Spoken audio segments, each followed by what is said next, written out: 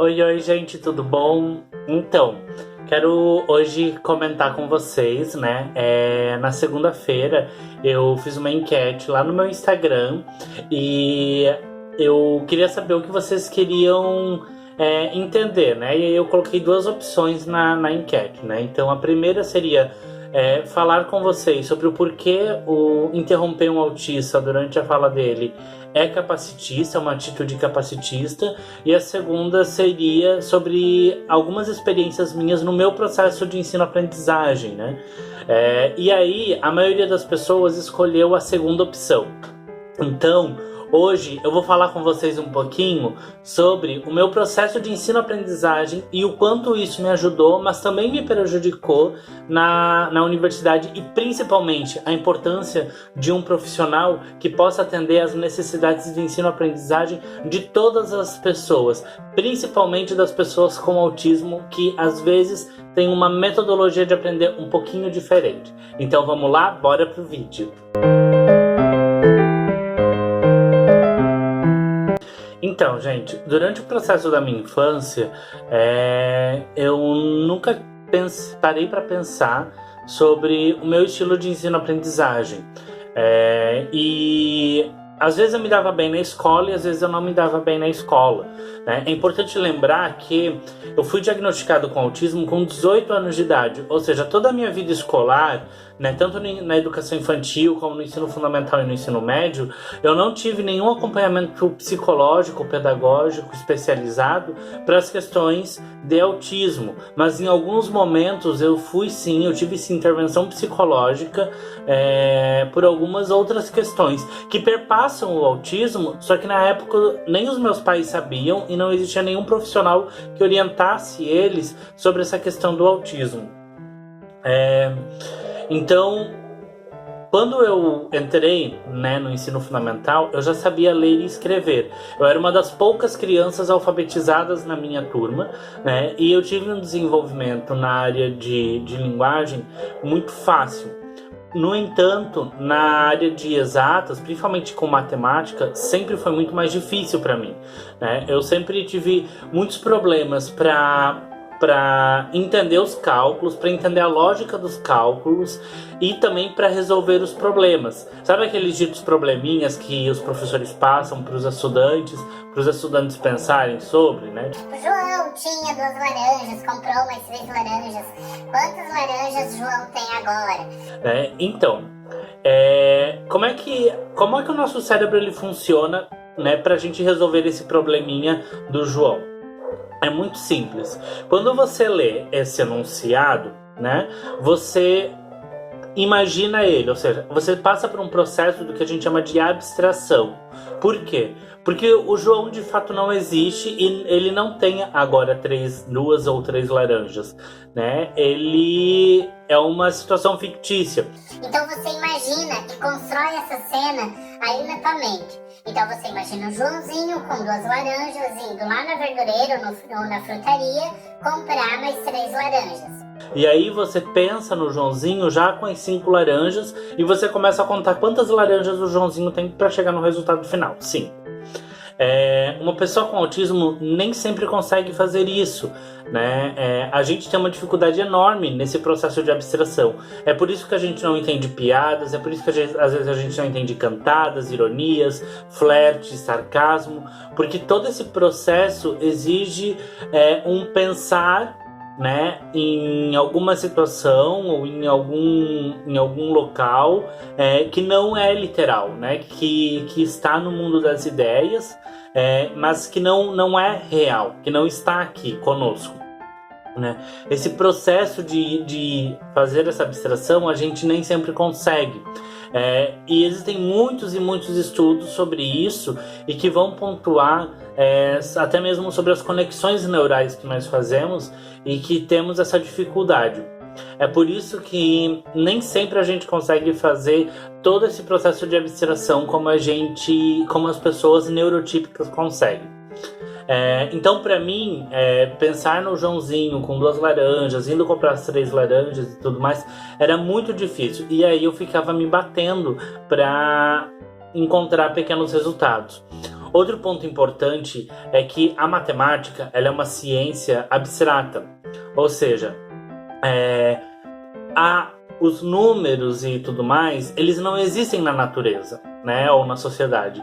Você não encontra o número 1 na natureza.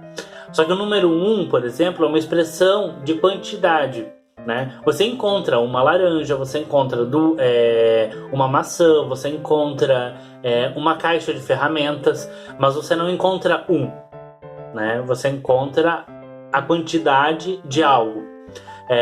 Essa quantidade de algo é expressa pelo número 1. Então, toda a matemática ela vai se dar a partir da abstração, a partir daquilo que não é real, aquilo que é abstrato.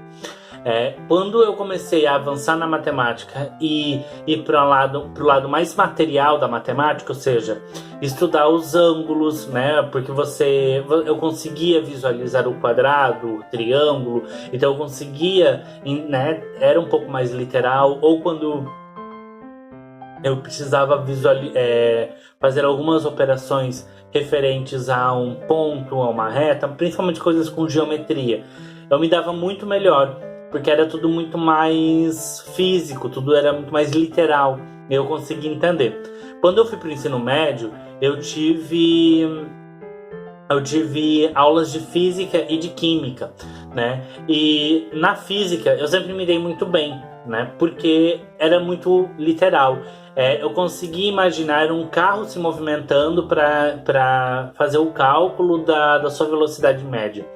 Então, tudo isso, né, para uma pessoa com autismo faz muito sentido, né? Então, porque às vezes muitos autistas têm alguma dificuldade em aprender algumas coisas, mas em outras eles são muito bons.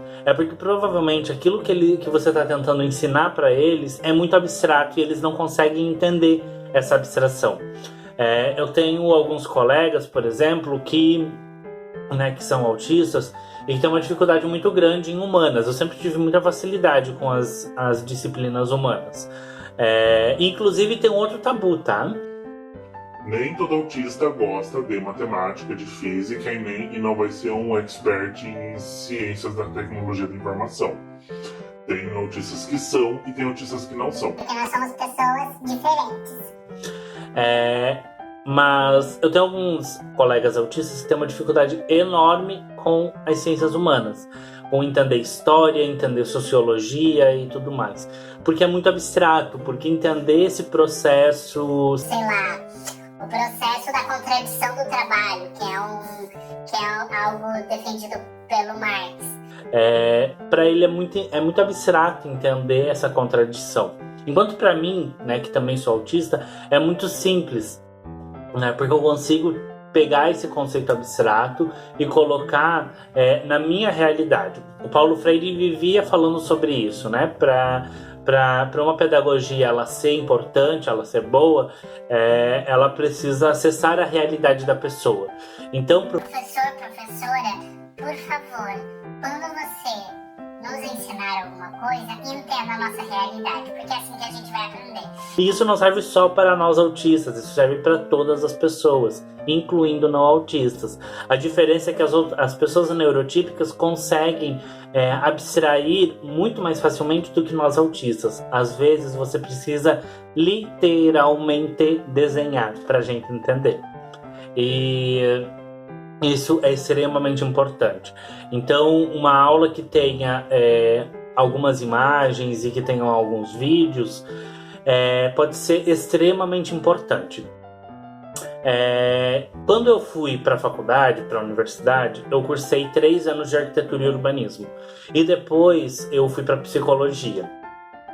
E eu me dava muito mal em arquitetura e urbanismo. E não porque eu tenho dificuldade de aprendizagem. Porque eu nunca tive dificuldade de aprendizagem. O problema é que os professores, eles falavam coisas que eu não conseguia entender. Vou dar um exemplo para vocês. Teve uma vez que eu estava fazendo um projeto, né? Era um projeto arquitetônico de uma casa de alto padrão. E aí eu fiz uma janela lá no meu projeto. Eu tava bem louco lá desenhando e aí eu fiz uma janela. E aí uma hora uma professora falou assim pra mim, que ela não achava interessante aquela janela lá naquele lugar, porque... E eu nunca entendi o que é uma coisa esteticamente viável. Inclusive, na época, eu fui fazer uma pesquisa no Google para saber o que era algo esteticamente viável.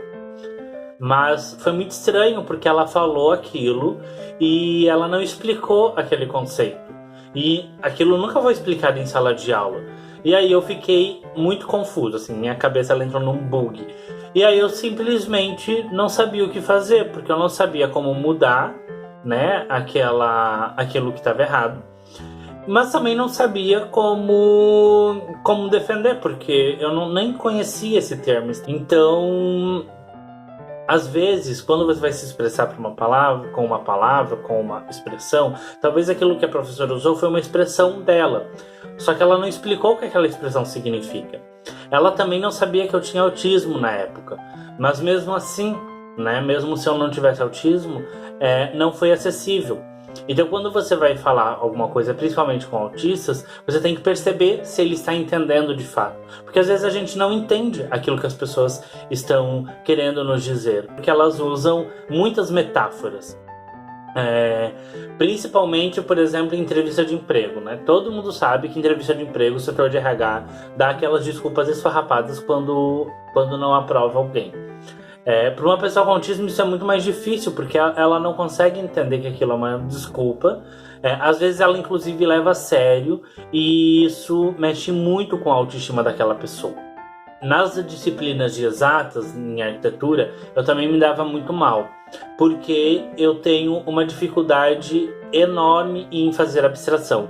E os meus professores eram... Não, eu tive 2 professoras. Em exatas foram 2 professoras. Mas as 2 professoras que me lecionaram, elas não conseguiam entender que, para mim, as coisas elas precisavam ser um pouco mais didáticas, um pouco mais palpáveis, mais literais. E aí elas ficavam jogando um monte de fórmulas, um monte de contas, e aquilo me assombrava, porque eu não entendia absolutamente nada. Eu não entendia a aplicação da conta, eu não entendia para que aquilo servia, eu não entendia como fazer a conta, eu não entendia como chegar no resultado. Porque as regras, para mim, elas eram muito difíceis e muito, muito complicadas de se analisar e de se fazer. Então, eu sempre me ferrava, muito nas matérias de exatas. E também na questão de maquetes, porque nós autistas, às vezes, nós temos dificuldade de coordenação motora. E eu tenho dificuldade em coordenação motora para os trabalhos manuais, né? Então, eu tinha bastante dificuldade na área de maquetes por conta disso. Mas nos desenhos eu me dava muito bem. Eu me dava muito bem com expressão, me dava muito bem com desenho técnico. Eu sabia todas as regras de desenho técnico. Eu sabia como fazer desenho artístico também. Ainda sei, na verdade. Porque eu conseguia, porque para mim era muito literal aquilo. Era muito prático, né? E era muito palpável, era muito lúdico. O que eu tô querendo dizer com isso, né? As pessoas com autismo, às vezes elas vão apresentar uma habilidade de aprendizagem muito grande em alguma área, e em outras áreas elas não vão apresentar tantas habilidades de aprendizagem. Às vezes, uma técnica que pode ser super interessante é a gente tornar o conteúdo mais lúdico. E isso não serve somente para professores de ensino fundamental ou de ensino médio ou de educação infantil. Isso inclusive serve para professores de universidade, né? Os professores de universidade muitas vezes colocam um monte de conteúdo super exaustivos de se estudar, e principalmente que a pessoa não consegue captar todo aquele conteúdo que é ministrado e que é passado, né, por uma simples questão de calendário acadêmico. É lógico que o calendário ele precisa ser seguido. É lógico que se uma disciplina tem como proposta ensinar um determinado conhecimento e precisa sim de requisitos para que aquele conhecimento seja passado, é óbvio que o professor precisa cumprir aquilo. Mas às vezes a técnica como se usa pode ser um pouco equivocada. quando você tem uma pessoa com autismo, às vezes você pode ter uma outra forma de abordar aquele mesmo conteúdo. E tem umas outras questões que são extremamente importantes, na quais pessoas com autismo têm direito. Em 2012 tem uma legislação, que depois eu vou colocar aqui, mas é uma legislação que caracteriza o autismo como uma pessoa com deficiência. Então, pessoas autistas têm direito a acompanhamento psicopedagógico, caso necessitem, e isso é importante que os pais observem nas crianças e adolescentes e solicitem isso à escola.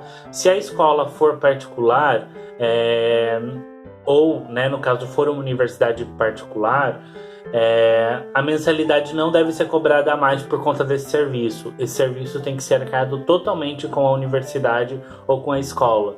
Tá? Tem um outro detalhe: a escola ou a universidade não pode se negar a matricular alunos, estudantes autistas. Então não tem essa de é melhor ele estudar numa escola especial porque ele vai não tem. Se você é uma pessoa com autismo e você quer cursar engenharia civil, sei lá, na Universidade Federal de Santa Catarina, você pode fazer isso. É só você passar no vestibular e você pode fazer isso. Se você quer cursar, sei lá, sociologia na Universidade de São Paulo, na USP, você pode fazer isso. Você pode fazer isso em qualquer outra universidade, seja ela pública ou privada. E também pode fazer isso em qualquer escola, na escola privada ou na escola pública do seu município. E nenhuma escola pode dizer que não matricula autistas, né? E além disso, tem um outro detalhe, porque nós temos uma dificuldade de interação social muito grande. Então nós autistas temos direito sim de fazer trabalho sozinhos, se nós quisermos.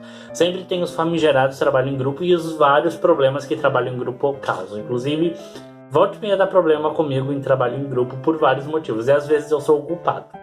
Nós temos o direito de fazer trabalho sozinhos, se nós quisermos, né? Toda pessoa com autismo tem sim direito de fazer trabalho sozinho. E aí, se o trabalho for sozinho e requer uma dificuldade maior, a pessoa pode sim ter um trabalho diferenciado. O professor precisa dar esse suporte para a pessoa com autismo.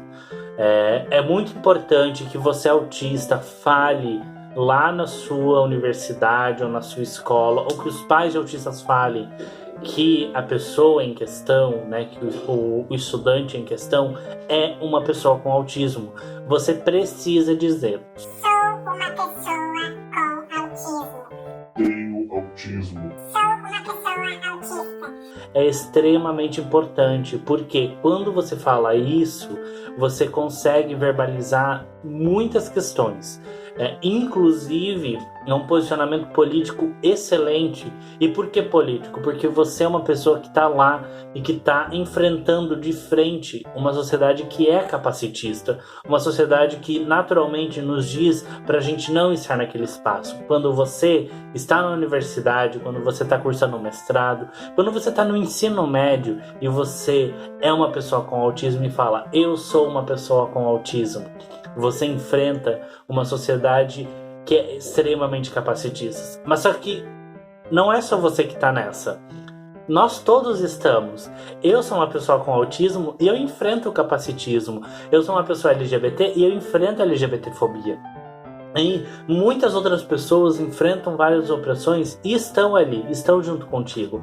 E você pode aprender e principalmente ensinar muito sobre o autismo. Professor, se você tem um estudante com autismo na sua turma, tenta ser o mais empático possível. Gente, empatia é uma coisa que a gente precisava, assim, demais, né? Se você é o professor com uma pessoa com autismo, tenta ver se ele está aprendendo da maneira correta. E às vezes não é só aquele estudante que precisa de um auxílio especializado.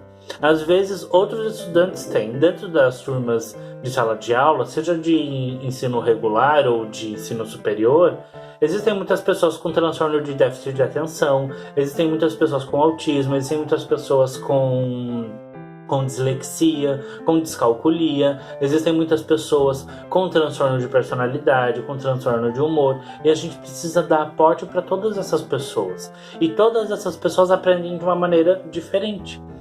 Então, meu vídeo é isso, gente. Fica a dica aí. Sejam mais didáticos na hora de ensinar uma pessoa com autismo.